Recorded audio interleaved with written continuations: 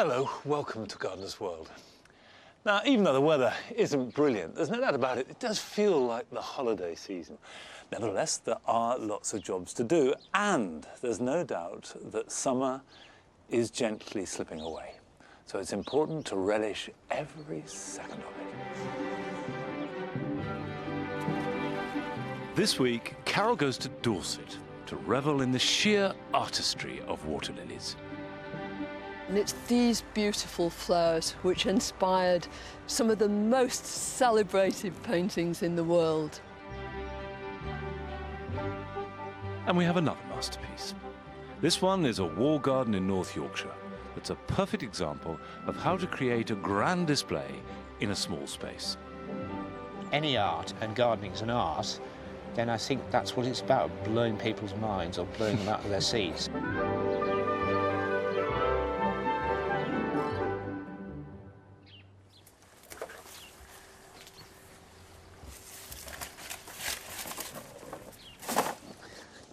That's a very gentle weed. I confess that this wall has been pretty much neglected since I planted it in March.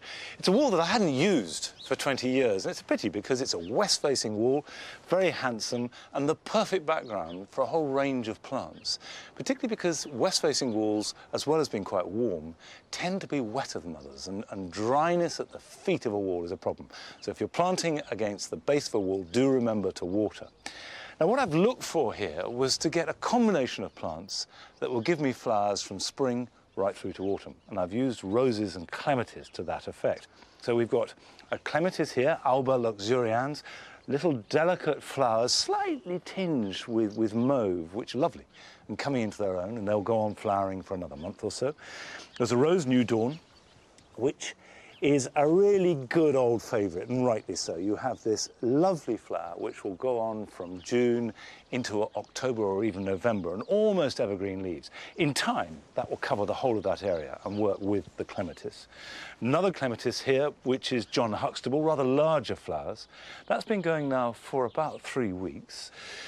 Another rose here, Madame Alfred Carrière, which does its best stuff earlier in the season and is delicate but got a sort of fulsome body, and that will work in along this area. And then finally, Clematis paniculata. Not grown it before, and this is a froth of white flowers. It's a little on the tender side, but I'm hoping it will come up here into the tree. So the combination of the plants should work well, and where they are now, after this slightly chilly, wet summer, is actually fine.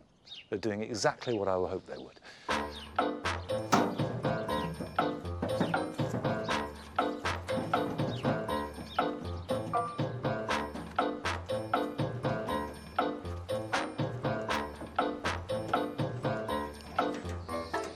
Thank you very much. I need that. You can't have it. Now, this is a rose that really does need some action, and it needs it now. It's a rambler called Paul's Himalayan Musk. But if I get in there, I can show you. And the reason I'm wearing a thick coat and I've got these big gauntlets is because it's awfully prickly. And these tendrils have a habit of snagging you, and then it's difficult to get out. You can see this. This is very typical rambler growth. There's probably about 4 foot of it that's all grown this year. And it's arching and loose and brilliant for scrambling up trees and old buildings. And that's where ramblers look their best. Whereas a climber's growth tends to be a bit more structured. And you establish a framework, and then the new shoots will be more upright.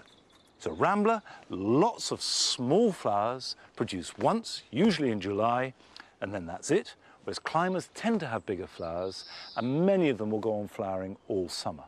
And then the other really big difference, which is why you need to prune ramblers now, is that ramblers produce their flowers on the previous season's wood. So this shoot here will bear next year's flowers, whereas climbers tend to produce their flowers on the current season's wood. So you could prune a climber as late as May and still have flowers.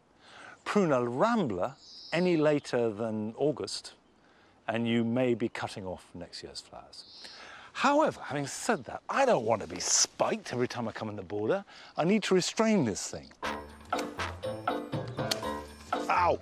Ramblers will flower perfectly well without any pruning at all, but they do get out of hand.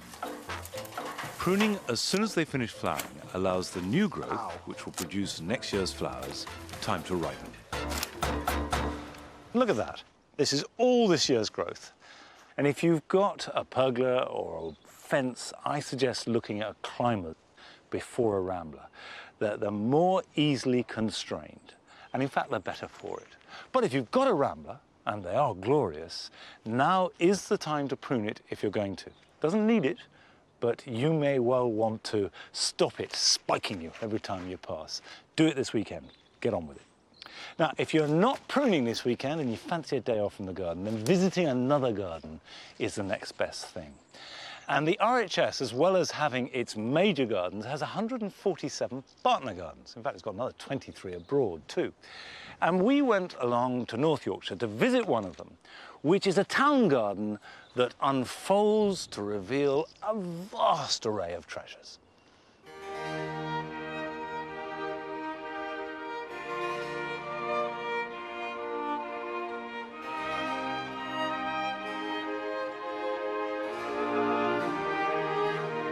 The site is so perfect. The terraces, the steps, the river in the background, the landscape beyond.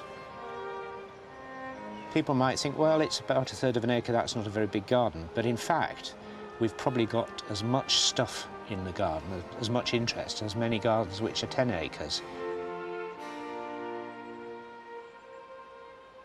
I would say the real signature mark of the garden is the intensity of planting. Every little nook and cranny has got something in it. Like many people, we overfilled the space, and we've spent probably the last 30 years taking things out. So, heartbreaking as it is, we've had to get rid of a... We've been taking things out, but didn't you buy 23 new hostas this winter? Yes, I did.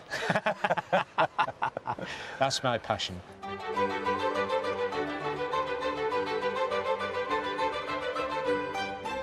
I tend to be the decider of plants to buy and where to put them. So a sort of designer, and I really enjoy that. I can move a plant around or a pot around, and it doesn't seem quite right, and he'll come out and say 5 inches to the left or 6 inches back, and it looks spot on, damn it. So he's got that designer's eye. One of the great things we're blessed with is walls and paving, which is taken out from what were the kitchens below, put out into the garden. So you've got this sort of very hard stone, York stone, gravel, high walls, and all those textures of green and shapes, which is just a joy.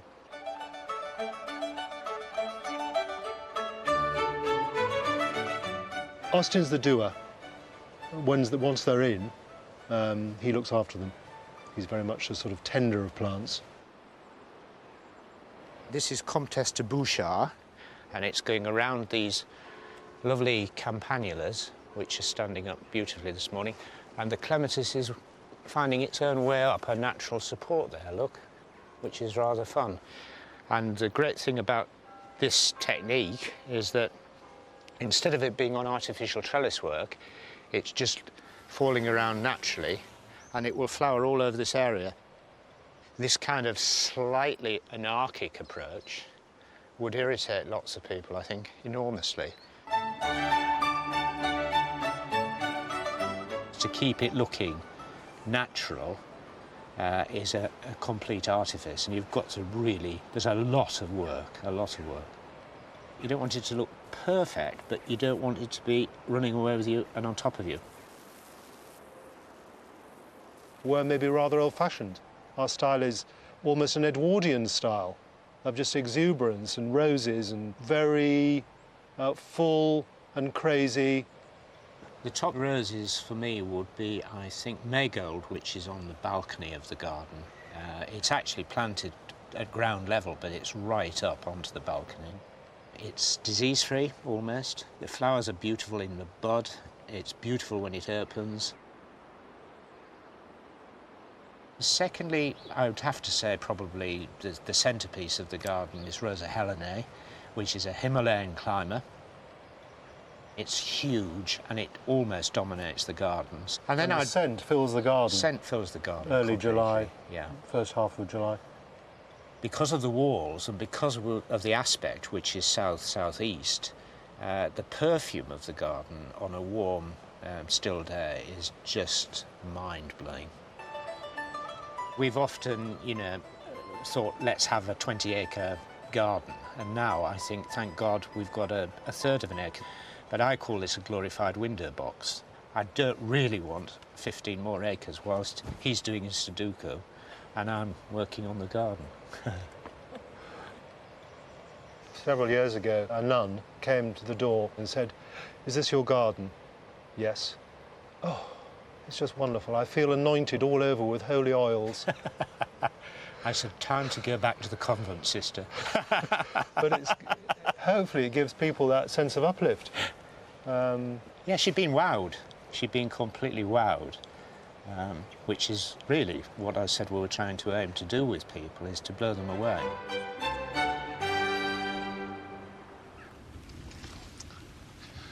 I think that's a really good example of how a relatively small space has an energy and an intensity because it's packed with plants, and you just can't achieve that in a big garden.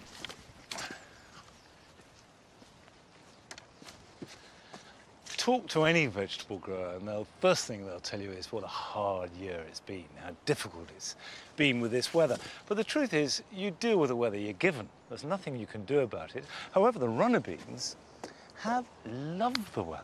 Runner beans like warm, wet weather. And whilst it hasn't been hot, it hasn't been particularly cold, and the wet is exactly their cup of tea. And this is a variety called White Lady, and due for picking. Now, I'm not interested in growing vegetable that's bigger than anyone else. What I'm really concerned with is that it tastes good. And so I don't mind picking runner beans when they're quite small. And if you keep picking them, rather like sweet peas, they will keep producing more of these lovely beans.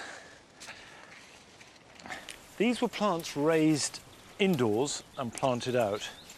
And it's interesting that they are considerably ahead of the ones that I planted direct. Another crop that has benefited from the cool, wet weather is celery. Celery really likes it wet. And this is a self-branching variety. It's still got plenty of growth in it, but no reason why we can't start harvesting it now. And the easiest way to do that is with a knife and just cut it right across. Now, the plants are still quite small, so you're not going to get the great big stems that you can buy, but really delicious when cooked, and the fragrance of the celery is really intense. Now, I think delicious too. That'll be good. And those should go on growing quite happily into autumn, just like the runner beans. And if it dries out a lot, then it is important to keep watering them.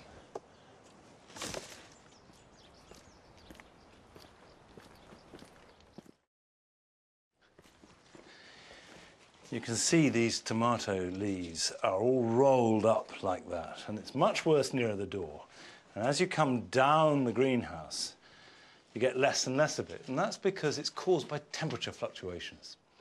And the difference between the cold of the nights and the hot of the day, which obviously is going to be worse near the open door, will cause the leaves to roll up. It won't affect the crop, so don't worry about it if you've got it. What is worth doing is pinching out the tops. You can see the tops of these have been cut off, and that will stop new trusses forming and allow the existing trusses of fruit a better chance of ripening. But we have been picking them for the last 3 weeks, and they're very good. They've not been bad at all. This is a new variety on me. It's Mauvais de Marché, and it's absolutely delicious. I'd definitely grow this again. We've probably picked about 30-odd fruits. They're not huge. They've got that lovely, warm, tomatoey smell that you can only get from a greenhouse. And it's the warmth that gives them taste. Now, it's not been a hot summer, but the taste is still good. The sugars are fairly concentrated. Well, with any luck, these tomatoes will go on ripening steadily over the next month or two. The only thing to really watch out for is blight, because all my potatoes have got blighted, and tomatoes, of course, are close cousins of potatoes and can get hit by blight. However, very unlikely inside the greenhouse. Now, talking of potatoes, I asked you if you'd had any experiences with growing first earlies. And remember, I did a taste test a month or so ago, and I've had massive replies. And here are just a few of them. And it does seem that there were lots of very varied experiences across different parts of the country, but one or two common threads came through. And those of you that grew Winston, just as I did, also found that they grew absolutely enormous for first early potatoes, but not many are as big as this one from Andy, from Gislingham in Suffolk. A potato looking to be about half the size of Andy himself. But the general theme that comes through this very mixed response is that one, Aaron Pilot did particularly well as a first early, and two, that those of you who grew Charlotte, which is a second early, loved it. Now, I've got one more thing I want to harvest.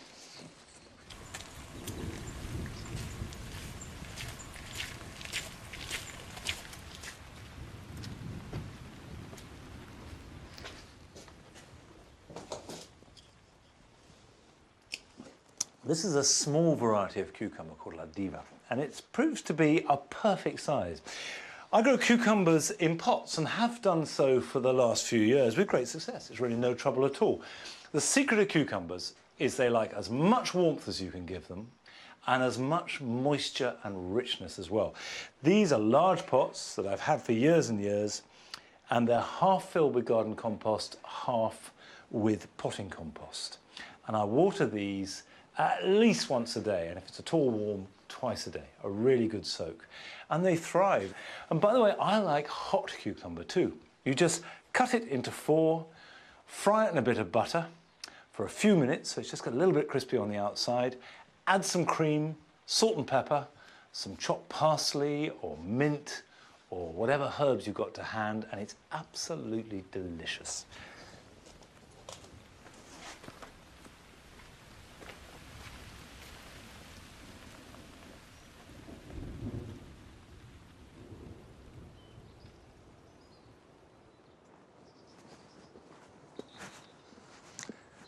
A couple of weeks ago, I cleared the silkweed from the pond and put in some oxygenators.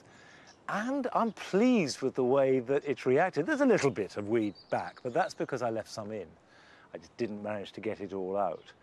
But believe you me, if I hadn't put any oxygenators in, I reckon that would have blanketed the whole area. Because once it starts spreading, it really grows fast. So that's the result. I'm very pleased with that. I'll tell you another really good thing, is that the water lilies have produced a bud. Now that's pretty exceptional in the first year. Normally you would expect that to happen in year 2 or even year 3 sometimes. So I can't wait to see that open. Not very dramatic, just one small flower, but it's all part of the excitement of the pond. Now if you do want to see dramatic water lilies, or dramatic plants of any kind, you need to go and see a national collection. And Carol has been down to Dorset to see a national collection of water lilies.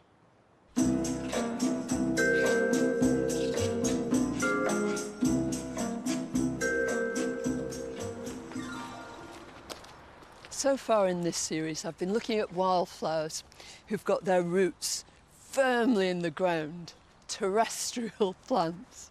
But today, I want to look at something which occupies an entirely different element, that of water.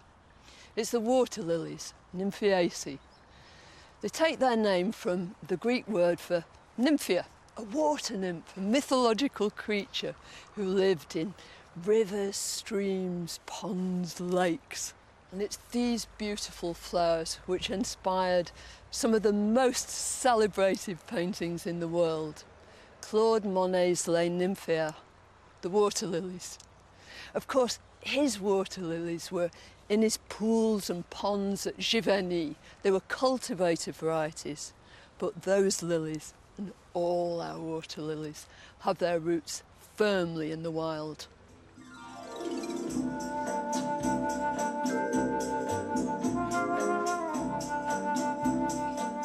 You'd hardly believe that this exotic-looking plant is indigenous to the British Isles. It's one of only a couple of species that we have as wildflowers. It's an extremely vigorous plant. when it's left to its own devices, it will just take over any stretch of water it can find and cover it with these great green pads and these exotic white flowers.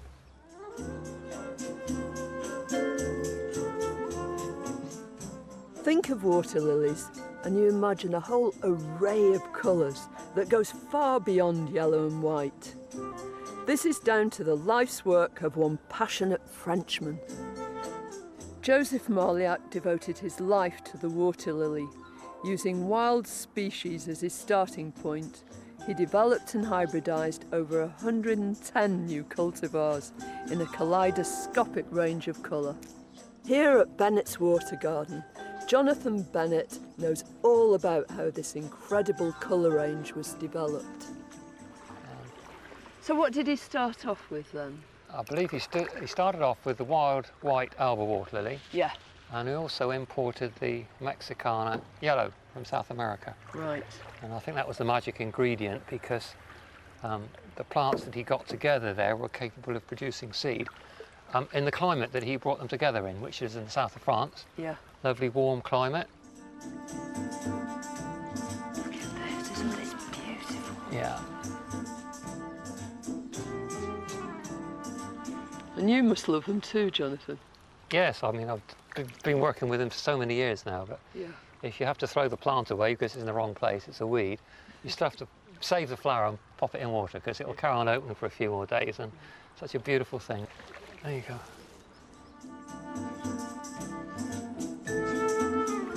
It's a beautiful colour, isn't it? Such perfection. What are the roots like? Apart from being ugly. Yeah, the chunks of rhizome down there, and then they've got the fine roots that spread right out through the mud. In this situation, they'll be spreading miles away from the plant. Bring in the food. That's it. Extract any nutrient from the base. And what about the leaves? They make a contribution too. Oh yeah, they're the food factory of the plant, and I think the unique thing with the aquatics is that they're actually taking air down to the roots. There's not much air down in the mud. Right. And the stems have got these little tubes. That's it. Yeah. Pull air So it's from. not just photosynthesis, it's dragging some air in as well. Yeah. So which one is this?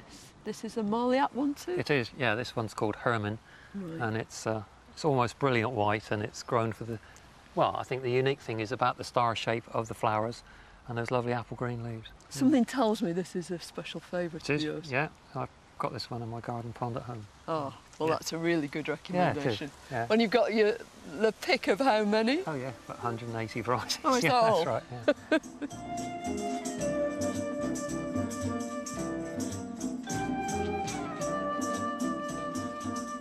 This is Escabucal.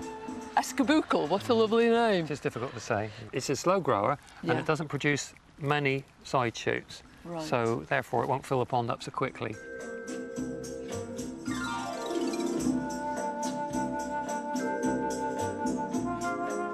Joseph Marliak's breeding programme continued apace, but he needed somewhere, a broader platform to exhibit what he'd achieved so far. The opportunity arose when, towards the end of the century, in 1889, the World Fair was held in Paris, and he took his water lilies there and showed them off to huge public acclaim. One of the people who saw them there was the painter Claude Monet. He fell in love with them. He wanted to grow them, but more than that, he wanted to paint them. But just imagine what those paintings of Giverny would have been like if it hadn't been for the work of Joseph Marliak in creating this wonderful range of beautiful colours and forms. In fact, they might well have contained only white and yellow wild water lilies.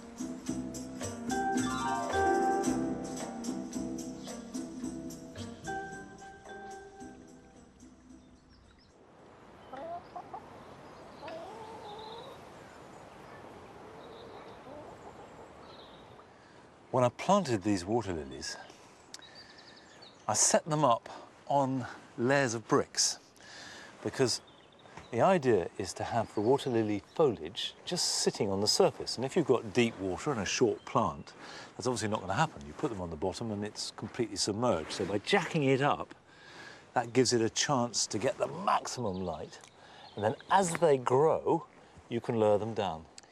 Now, if I lift this one up here, you can see that it's well clear of the water. I could drop that by about 6 inches. And as long as 1 or 2 of the leaves are floating on the surface, the others can be below the water level. Now, the base of the pond is sloping and it's quite slippery, so I don't want to go falling over, which I'm sure would provide good entertainment, but not the desired effect. Move that to one side, and set it down there, and then grovel around under the water for bricks. I put the bricks inside a plastic container so that they wouldn't fall over and damage the liner. There are 2. Right, 2 more.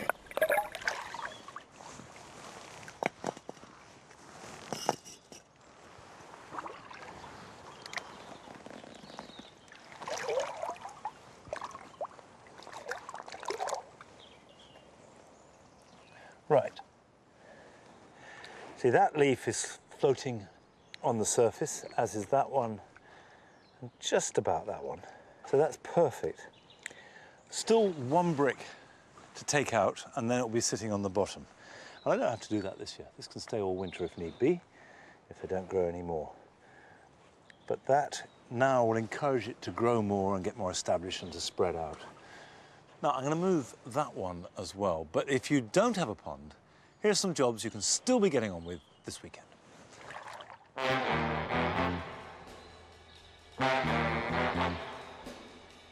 Cabbage white butterflies find all members of the brassica family irresistible. They lay their eggs on the leaves and then the caterpillars emerge and munch their way through the crop.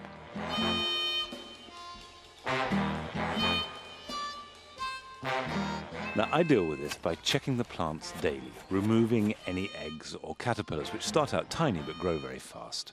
And then they can be dealt with according to your fancy.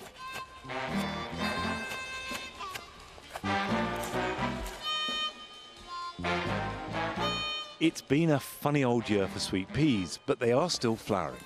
However, they're setting seed too. So remove any seed pods as soon as you see them. And to stimulate new blooms, cut all the flowers every 10 days. This might be a bit ruthless, but it will provoke new flowering and delay seed formation.